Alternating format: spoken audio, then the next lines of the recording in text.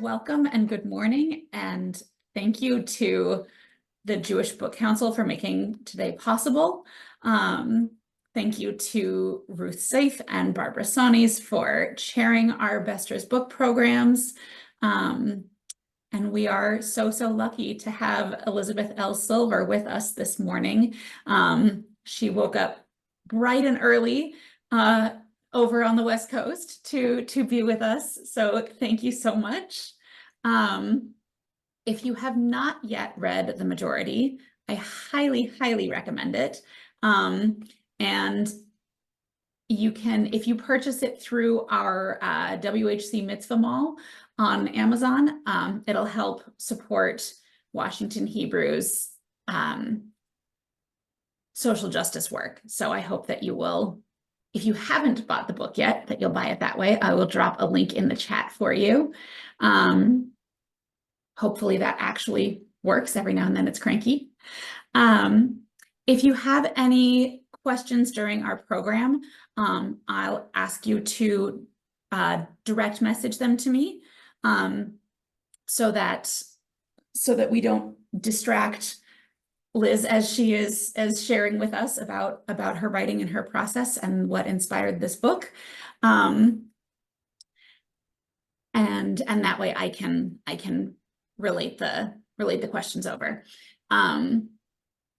So before we dig into this beautiful novel, I am so excited to introduce Elizabeth L. Silver, novelist and essayist.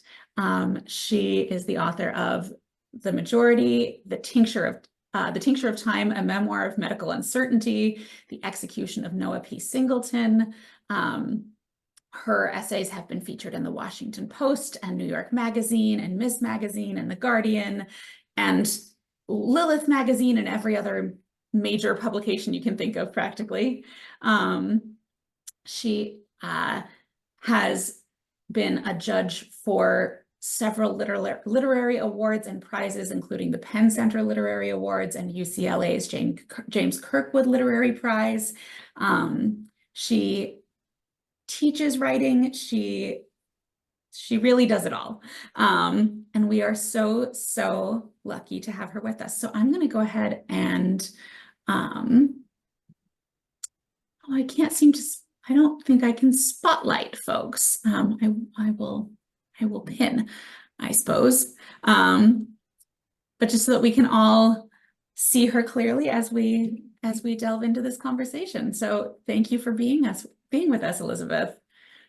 Thank you so much for having me. It's such a joy to be here with you all, and thank you for inviting me. I'm excited to chat. Wonderful. So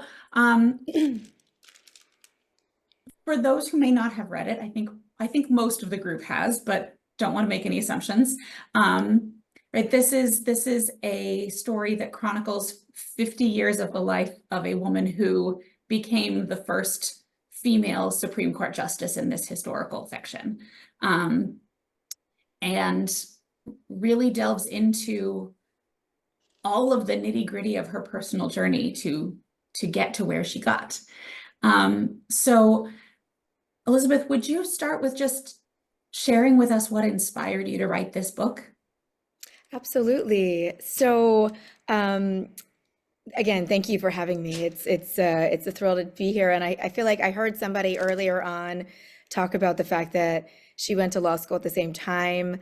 And that was really exciting to hear. So I'm looking forward to hearing from you as well during this conversation.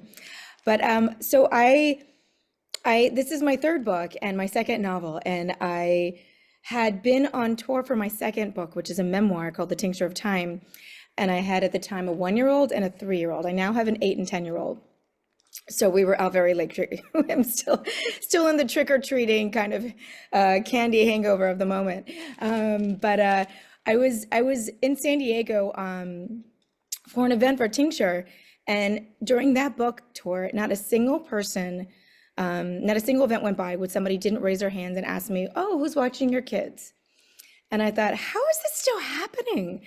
This is like 2017, 26, 2018, 20, it was in the late 20 teens.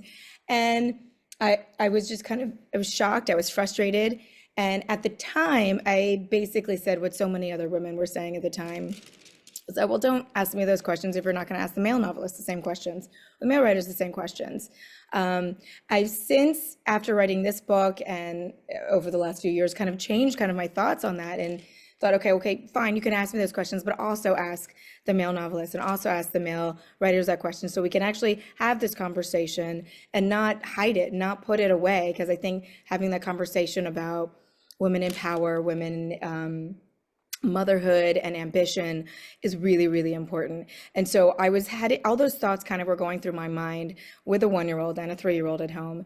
And I also went to law school. I practiced law a bit. I still kind of like keep a foot in there just with pro bono matters and things that really matter to me. And I'm also very interested in the intersection of law and narrative from kind of a literary perspective. And so I was working on this like big historical novel that was set in like the 19th century about medicine and like the psychology and brain issues. And I couldn't get this idea out of my head. I was like questioning, I was still really ambitious. People were questioning, like, what are you doing? And I was like, why are people questioning my ambition?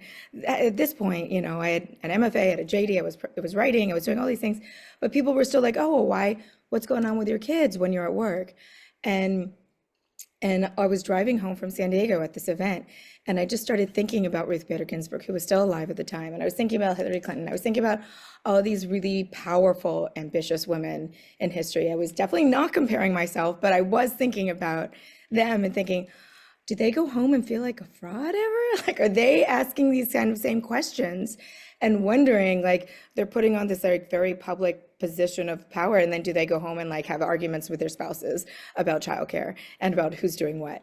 And so I was, you know, it was like midnight and I was driving home and I kind of was thinking about Ruth Bader Ginsburg, and I was thinking about, you know, the fact that, you know, she's a lawyer, she's from New York, has Holocaust background, similar to me. And that first line kind of just came to me, that half of the country is waiting for me to die, and the other half of the country is standing by, hoping for me to hold on.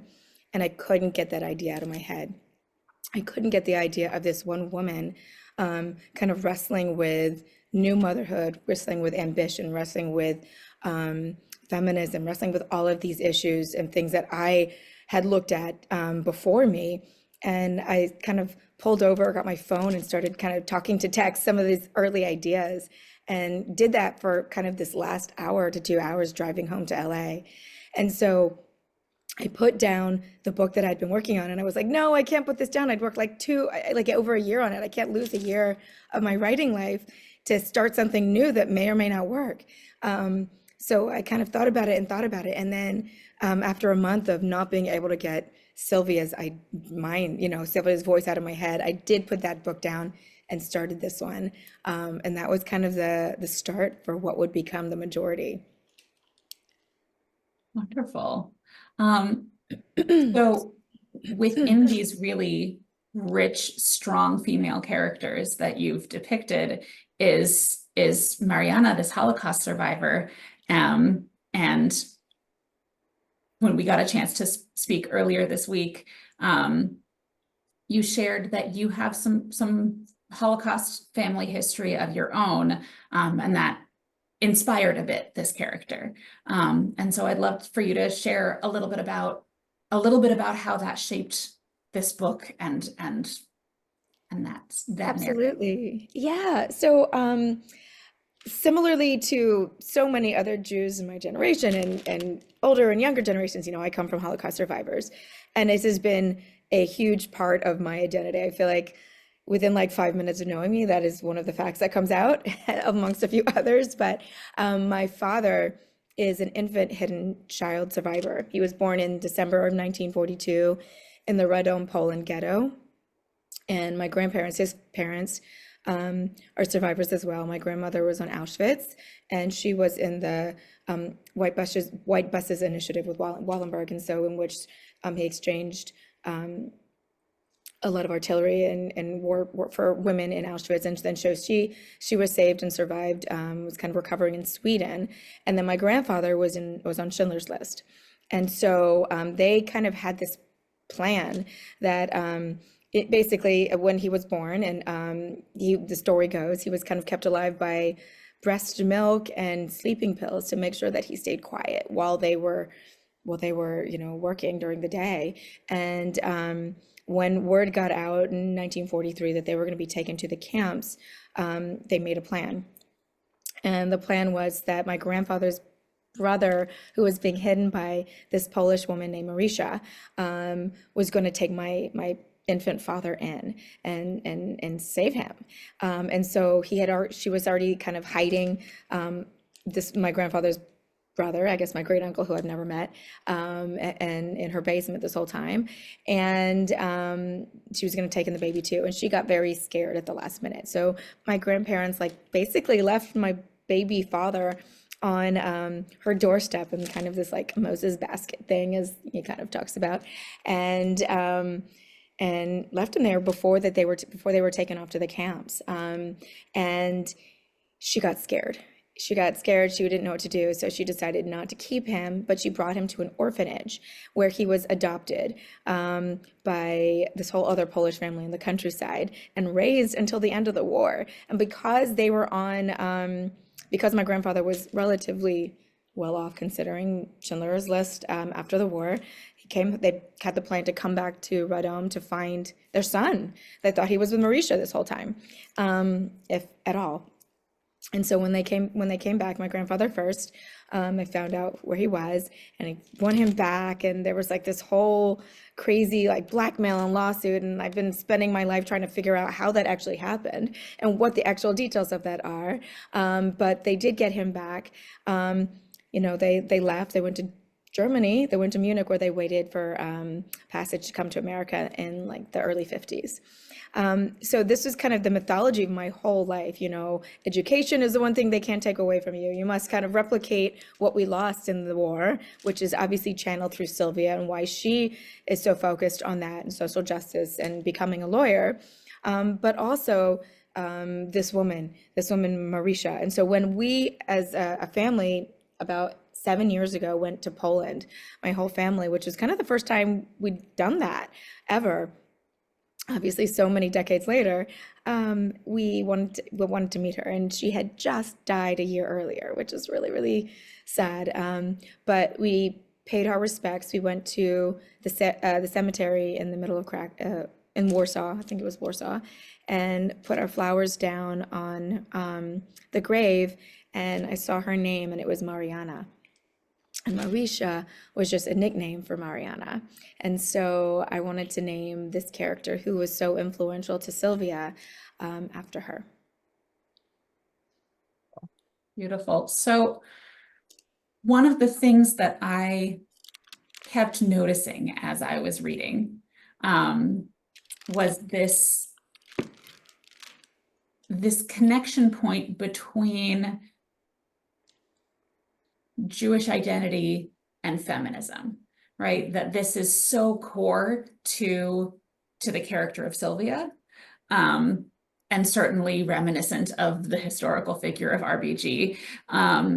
But this sort of carrying this weight of representing her people, and also this formative experience with the early loss of her mother and not being able to participate in the minyan, not being counted, and how those two things fueled her in her understanding of Judaism, in her understanding of the law, in her approach to the world. And I'm wondering if you could share a little bit more about how those came together for you in this process.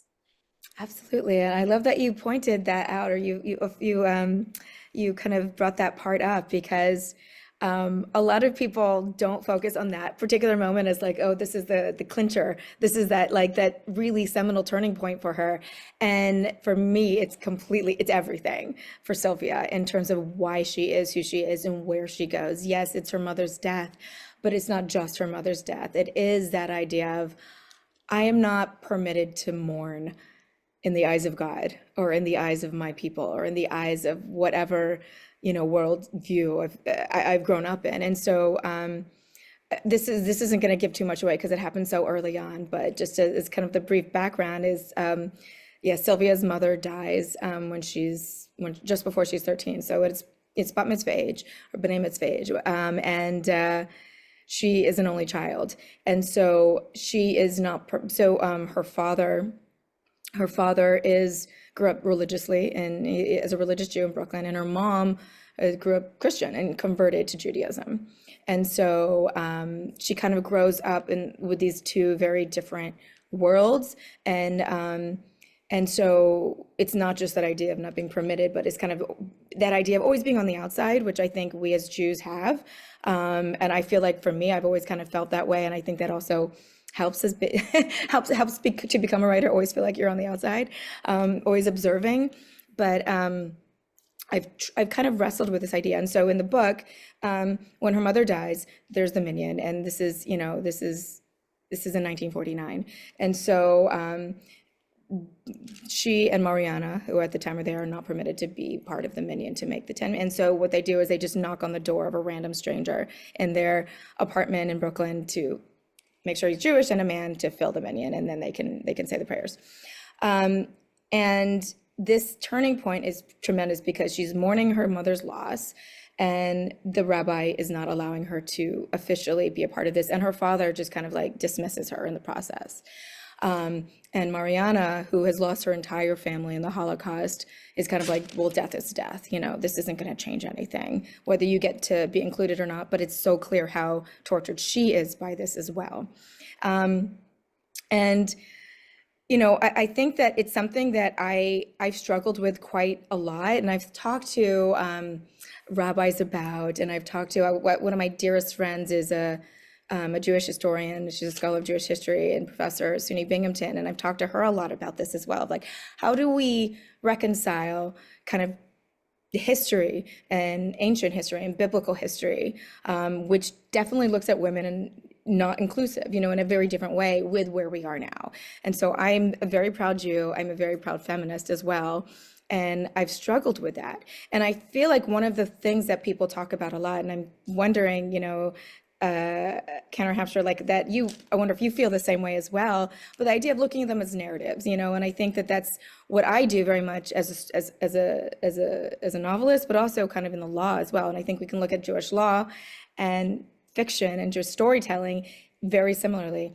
You can look at them not, as things that we can learn from, but also to be interpreted, and I think that that's exactly what Sylvia does. That's what I do. That's what I think a lot of, as we evolve as society and as people, is to look at these stories and not dismiss them, but learn from them and learn how to evolve with them. And so I think that's why we're seeing so many interesting kind of twists on whether it's Greek mythology or biblical stories about, okay, well, let's tell this person's story now, because they were not told back in the when men wrote these stories. And so let's tell that story. Let's tell the perspective of, like books like The Red Tent and more books like this, which I think are being consumed at rapid pace, and I love them. I think they're fantastic. And so I wanted to explore kind of that evolution of that within the lifetime of this one woman. So we've got kind of these two Shivas, like bookending it, in which women are included and women are not included. I think that, I wanted to explore and show that growth. I wanted to explore the growth over just one person's lifetime, how much we've changed, how much we've grown, but also how much we still have to grow. And so I think by looking at Judaism, it's that idea of kind of, when we're the people of the book, we examine, we read, we learn from it, we see what's not working, we see what's wrong, we see how we can change it and make it better. And I think that that works so well within the law, and that's why she has pursued that, because that's what rabbis are. They're just studying law and interpreting it, and that's what lawyers do. They study it and they interpret it and they find their best argument and put that forward, and then you clash, and that's what makes life interesting, is the conversations and the development of what's been given to us and how we can interpret and what we can do with it. Beautiful, beautiful. I always think of those types of stories you're talking about, of taking that, those biblical narratives and saying, where's this voice that we didn't actually get to hear? I always think of them in the context of modern midrash, right? That Yes. someone is looking at this and going, there's a rabbinic text that's missing, and I'm going to offer my perspective. Absolutely. And it's funny, I'm not going to say much more than this, but I'm actually working on a novel doing exactly, a new novel doing exactly that. I look forward to reading it. It's gonna be a long time in the future, because I'm working it's a large world to build and everything. But in my research for that, I've been talking to some rabbis and kenders, and that's exactly what they're saying. And I hadn't thought of that initially, but they're like, this is a midrash. And I love that idea of it, that is what people are doing now, because these are stories that are missing, and these are stories that, that need to be told and are told. And it doesn't mean that, literally by the book is that actually what happened, but it gives you something to learn. And I think that's what we as Jews, and that's what, that intersection of feminism, Judaism, storytelling, that's what kind of, they work off of each other and kind of fuel us forward. Yeah. Yeah. Beautiful. One of the things that I kept thinking about as I was reading, especially during her law school years, and her very complicated relationship with this messy, imperfect, helpful, ugly mentor, and her identity as part of the Nine, and all of these relationships that are so foundational to her life going forward throughout her adulthood. I'm curious what your research was. I know we have at least one lawyer and one judge whose life experience mimics the story in many ways, or maybe the other way around. I don't know. Who are on this Zoom with us right now, and so I'm curious what your research process was, what your method of creating all of these characters and this world looked like. Yeah, so I love research. And one of the things that novelists can say about research is that, I mean, it's wonderful, but it's also a bit of a cudgel, in the sense that you can fall down the research rabbit hole and lose your story and end up, what I remember I had a writing teacher once say, like, oh, I don't do too much research. I don't want to write a textbook. And then I thought, well, okay, but if you're grounding it in history, which I was doing, you need to have some grounding, and it needs to be authentic. And one thing because of my legal background, and my first book is about a woman on death row, and it deals with capital punishment, and it's also explores the law in a completely different way. But I want to make sure that the law is real, or is you're not making up the law, even if you're making up the story. And I think that's really important. And so, excuse me, still early. That novel that I put down, that I'd worked on for so long, which hopefully I'll get back to at some point, I had put so much research into it. And so I thought, but it was becoming really challenging. And I think I also wanted to center a few more stories around women, and I was, deep in early motherhood and really wanting to explore those issues in terms of ambition and motherhood. And so when I put that one down, I thought, okay, well, I'm writing about a Jewish lawyer. This won't require that much research. And famous last words. No, of course it does. Of course it requires an insane amount of research, and it should. But it was something I was writing from a little bit more of a personal experience, in a sense. But the research, I mean, yes, the most obvious person that the book is inspired by is RBG, but it's not really, it's not just, she was just an initial inspiration. It's also, you know, it's Sandra Day O'Connor. I mean, I sold the book to my publisher before Ruth Bader Ginsburg died.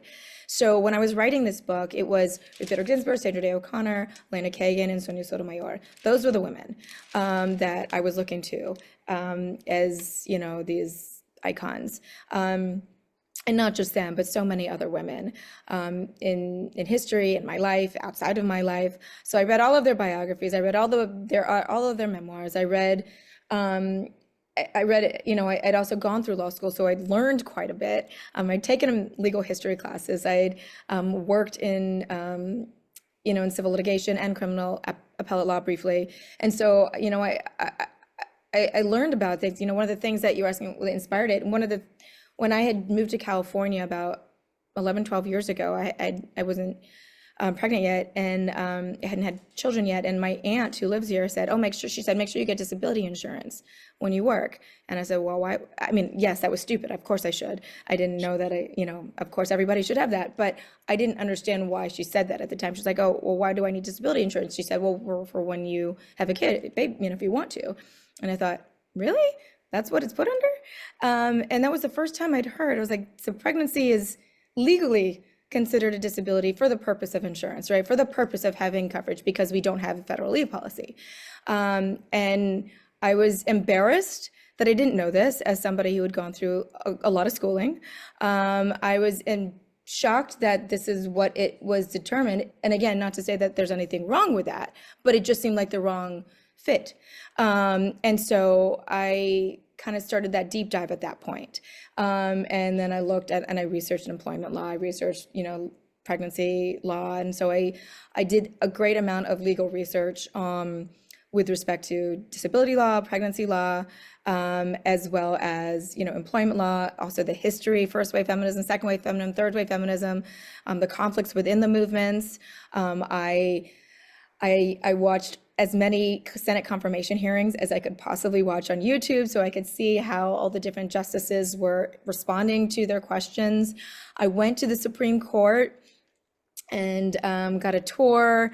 I sat there in oral arguments and, you know, picked up on a lot of things that you don't pick up on when you're just reading books about it. For example, the tortoises, the tortoises that are in the building of the Supreme Court in stone. I didn't know about those. That's not really mentioned a ton, but when you're walking around and you see them and they talk about the architecture and they talk about what the architect's design was and every detail that goes into it. Okay, that, all right, we're going to put these turtles and they're holding up these columns. Well, that's to represent the slow and steady pace of justice.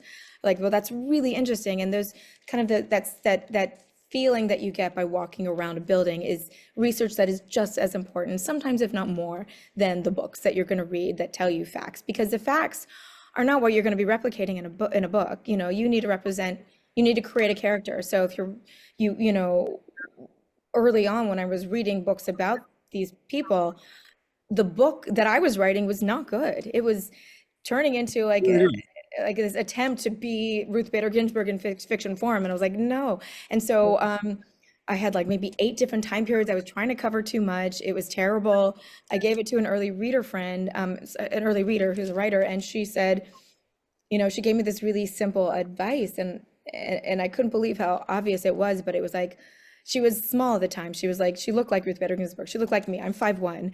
I'm small, I'm petite, you know, all that things. And I like opera and I like all those things, you know, which is obviously why I connected with her. But my friend's like, well, just change what she looks like. And it seems so like this simple thing, like, I'm gonna make her tall and blonde, which for me as a Jewish brunette growing up in the South, I was like, that was very different. And so when I changed something as simple as that, and then her mom is a convert and didn't grow up Jewish, like these are things that are small but really shift an entire worldview. They change how you look at the world or how character looks at the world. And once I did that, and I realized, okay, I got to stop researching the personal lives and create somebody completely new that is this amalgamation of many people and then her own life in and of itself. And so once you really get past, I think, her childhood, she has very little similarities to these women. And for people who are kind of SCOTUS junkies, there are little Easter eggs that are thrown in there, like looks a little bit like Sandra Day O'Connor, and obviously she has the contemptuous SOB kind of moniker, but then she's got a few jobs that Elena Kagan had, or she said a few things that Sonia Sotomayor has said in interviews, and has kind of those thoughts. And so, you know, that research all went in, whether it's the experiential walking through of a court, whether it's I was a judicial clerk for the Texas Supreme Court, the Texas Court of Criminal Appeals, which is they have a bifurcated Supreme Court, so it's one half of basically the highest court in Texas. So I had the experience of working in the judicial chambers of a judge at a high level, and so I kind of use those experiences a little bit as well, on top of the research into the law, the research into the history of the time, to ultimately create what you ended up reading. Oh, wonderful. Oh my goodness. So we have this really kind of key plot point in this story of ambition and motherhood, and what is the role of women around abortion. And of course, you were writing this while Ruth Bader Ginsburg was still alive, before the Dobbs decision. I don't want to bring us too much into politics. I know we are all thinking a lot about the upcoming election and what the impacts might be for women, for Jews, for any number of historically marginalized groups in this country. And in reading this novel, I wonder how you're thinking about this story and about this sort of this massive moment that she doesn't realize how massive it is in Sylvia's life. Has your thinking or your feeling about it changed given the political change that we've had since you wrote this novel? You know, the political components of, I'll put it this way. Okay, so when what I try to do in my fiction, at least, different in my nonfiction, but in my fiction, is I really try to kind of present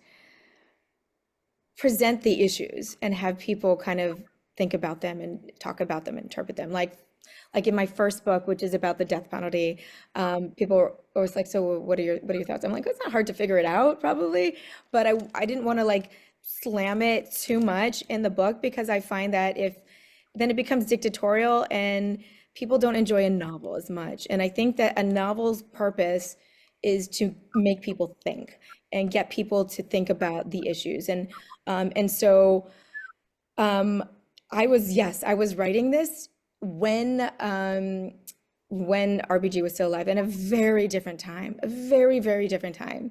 And those issues have not changed. And those issues didn't change from the previous generation either. They're like incrementally improving and then going back. And so there's this like one line in the book that Sylvia talks about, in which progress is kind of like it's like a zipper getting stuck in clothing, and it's like you have to go back a little bit to undo it, then to go forward.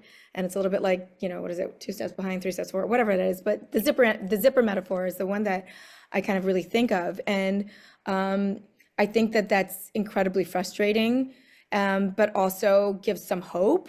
At least I hope. I think that, that's at least what I try to do in here, and people, when I started this 6 years ago, even longer, because it's been out for a bit now, that it's like, oh, it's so timely, right? People said that 6 years ago. Oh, you got to get the book out now. It's so timely.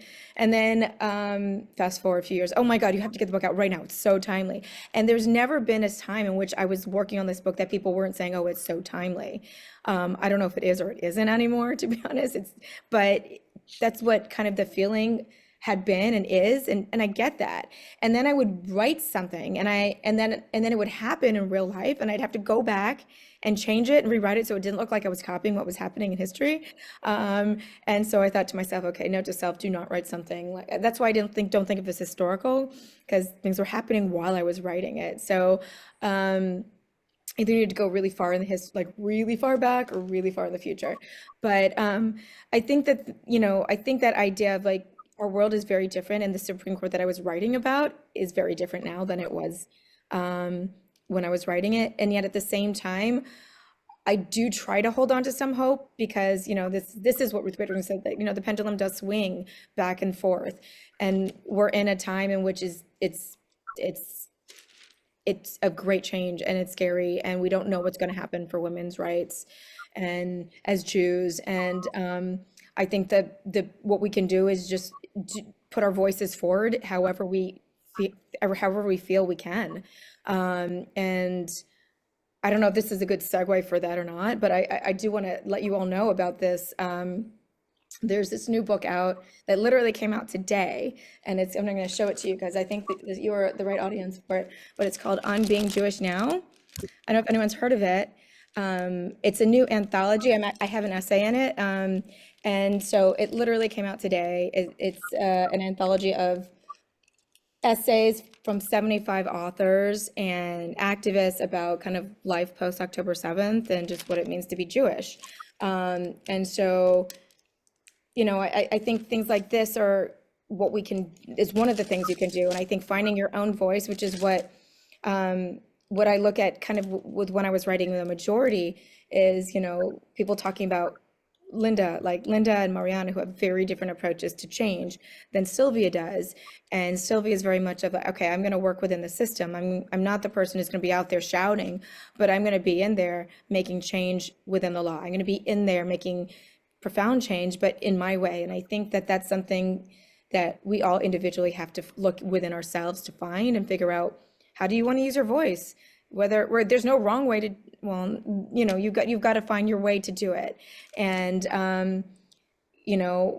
together things work, not just the way that Mariana would do it, or not just the way that Linda would do it, or Joe or Sylvia, but you have to kind of find your way, and together kind of things do hopefully progress.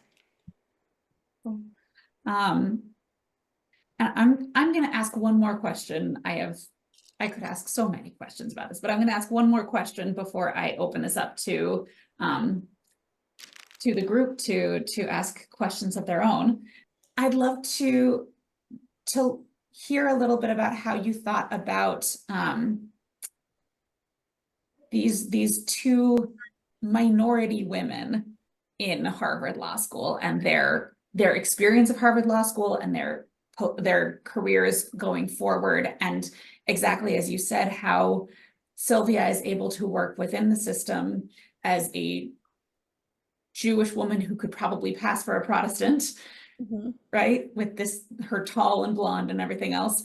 And Linda, who has the same ambition, the same drive, the same intellect, and ends up taking an incredibly different path, and working within the system does not work for her. So I'd love to hear a bit more about how you thought about their different lived experiences as you were creating these characters and their respective arcs. Yeah, so they are thrown together in this, they're roommates, and they're thrown together. They're very much otherized. They're the other in their community, but in different ways, certainly. And I think it's one of those things that Sylvia doesn't realize the gravity of their different lived experiences until very late. And I don't want to give too much away on this, but I did want to explore. I wanted to explore their unity and the two communities' unity, but at the same time acknowledge the differences. And so, at their core, they are friends. At their core, they are different forms of revolutionaries, and they, as you said, Sylvia says up from within, and Linda says from without, and so, but Sylvia kind of, in certain ways, certain things fall to her, not easily, but more easily than they do to Linda. And she doesn't understand that until much later. And I think that that's something that we as a society are rightfully so and necessarily so acknowledging and learning about how our lived experiences determine our outcome and, you know, in our trajectory, for better, for worse, just for different. And so they are, you know, in many ways, you know, I think she looks at Linda as like, okay, maybe you're the person who should have had this role. Maybe you are the one who should be the first woman on the court. Linda takes, you know, not necessarily, not by her own choice, but perhaps where she should, what fits her the best is that she ends up going into journalism and becomes like this huge powerhouse in a different way. But I think it is kind of that exploration of, okay, we are sometimes, we don't see necessarily experiences outside of our own, and I think we have to, and we have to learn to do that. And by learning to look outside our own lived experiences, we can actually help each other. And I think that's something that is important today more than ever. Wonderful. I think that's actually really like I said, I could ask you 1,000 more questions. And if other people don't speak up, I will continue to ask you 1,000 questions. But I wanna give the group an opportunity to ask you how you're writing about the book, about their reactions to it as well. So It's good for you. all right, we have one from Joan Churchill, who is a judge. Did the law school admit women before Harvard College? And did Harvard really have a policy of suspending women in the law school if they became pregnant? Or was this historically accurate, this repeating the second year? Thank you. So that's a great question. And so what I tried to do, okay, so at the time, I don't think that there was necessarily a policy, but I think things like that were happening because there was no policy to protect women. So I made up the idea of like repeating the school year. That was fictionalized. But in terms of the actual law, and I think this kind of goes back to one of those questions earlier about what's or somebody, or maybe somebody didn't ask it, but this comes up a lot about the idea of what's real and what's not real. Especially when you're kind of writing historical fiction set in a real person, a real time frame. So I made a kind of certainly a time frame in living memory. Correct, exactly, yes. And so I made a very concerted decision creatively to say that if I'm writing about real events, for example, like Roe v. Wade, I'm not going to have her work on Roe v. Wade, right? I'm not going to have a fictional character work on a real case. So the case, you know, interact with real people. So real people can be discussed as almost like setting.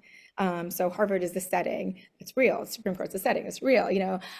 But the ACLU, it's a real place. But the characters who inhabit it, who interact with my fictional characters, are all fictional because I can't mix those worlds. So the real history, that I kind of look at that as kind of the framework, the setting. So the big case that she works on, for example, the Alvarez case, that's invented. It is inspired by many cases of the time that did deal with that issue, and did kind of so it kind of reflects the real law, but that particular set of facts and that particular case is not real. So the same is true in terms of you know, having to repeat her law school year. But there were no women that were allowed. They weren't allowed on, like, they didn't have a dorm for women at the time. So they did have to live off campus because there weren't enough women to have an official dorm, and they weren't putting men and women together in dorms. So they didn't have a dorm. So that is what was happening. They did kind of live off campus.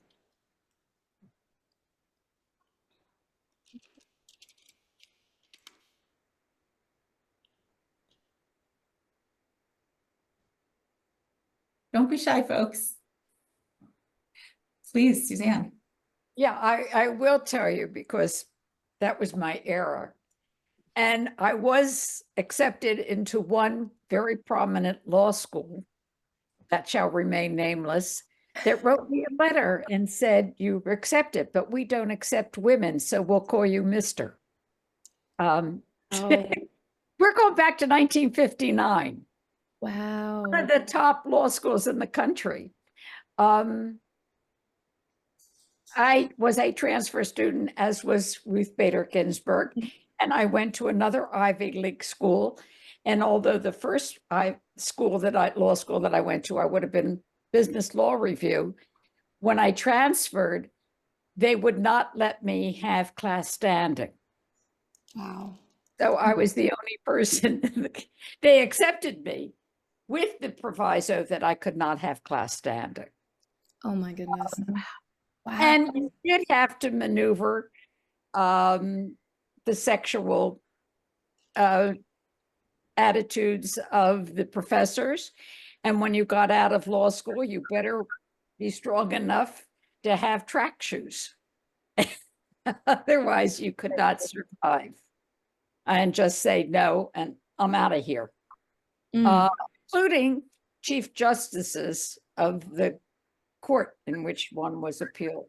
It was a very different era. And in terms of pregnancy, 2 of my children were adopted. And in those days, it didn't matter. Women who had adopted children were not allowed to work. So I had to take a leave of absence. After 12 years, I figured they're not going to take the kids back. And so I went back to work. But it was, and the one thing that Ruth Bader Ginsburg never mentioned, but what I found was interesting back then, it was very difficult for being Jewish. Yeah. Yeah. And if you looked Jewish or had a name that they didn't know, the machinations that some of these law firms went through to try to figure out whether you were Jewish or not was common. So I think part of it was being a woman and being Jewish, that she never really went into private practice. Yeah. Thank you for sharing that. Oh my goodness, that's incredible. And I've heard her say, I heard her once say in an interview, like she had 3 things against her. One was being a woman, another was I've heard her say being Jewish, and third being a mother. And those Right. 3 things, Right. like exactly what you're saying. But I will tell you, she was an incredible dresser. She had the best clothes, artistic.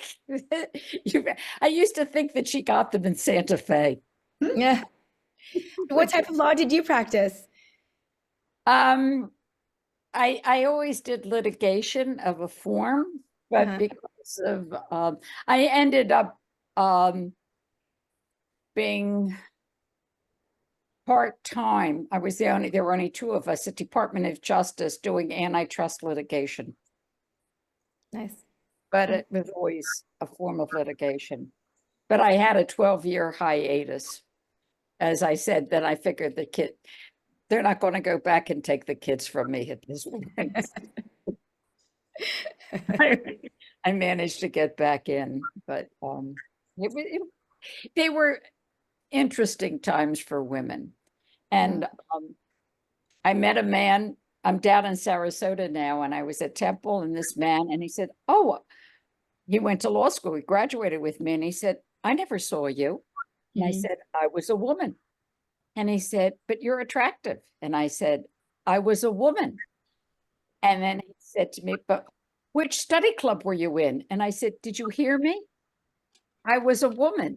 And it was like, oh, yes. Wow. Much different today. Much different. Wow. Yeah. What an incredible life and experience. And things are so much more different today, but my God, we still have a ways to go, but they are bit by bit. As they say, the arc of history bends towards justice. And I think in those years, it got a big push in that arc. Absolutely. And I feel as though I think it all hinges in so many ways on pregnancy and motherhood, because now, you know, now we're of the more than 50% of law students are women and medical students and all of, you know, but the minute you hit like 35, or, you know, then it starts, that's when things, then it changes. And so it seems as though like the younger generations are trying to figure out ways to, okay, well, we don't need those systems anymore. We can just make our own, and hopefully it just keeps improving. But I think that I feel like, you know, pregnancy discrimination or parenthood, in that is the next kind of big focus that we need to examine, because things don't change until we really address that. Yeah. I find myself thinking, this is sort of slightly tangential, so I apologize if it really takes us off track, but I find myself thinking of I had an aunt who was Armenian, and she moved to the US in her 20s, and the way that she was raised, both sort of old country and her generation, you either were going to be a wife and a mother, or you were going to be educated and a professional, and it was one or the other. And she, in the US, ended up marrying my uncle, having 3 children, and being a school teacher. She taught middle school math.